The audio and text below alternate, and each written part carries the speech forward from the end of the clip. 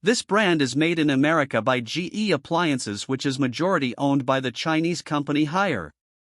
All of the units feature louvered panel construction, which is the best way to protect the condenser coil from mechanical damage due to objects thrown by a lawnmower or from hail damage.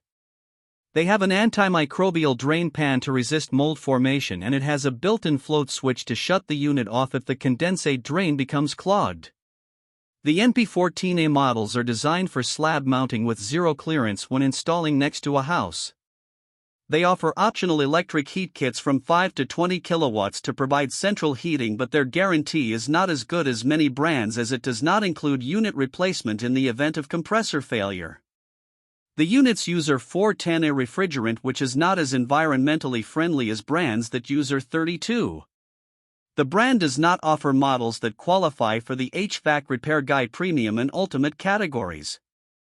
This brand receives an overall 1-star don't buy rating from HVAC Repair Guy. Please share your experiences with this brand in the comments section of the HVAC Repair Guy YouTube channel.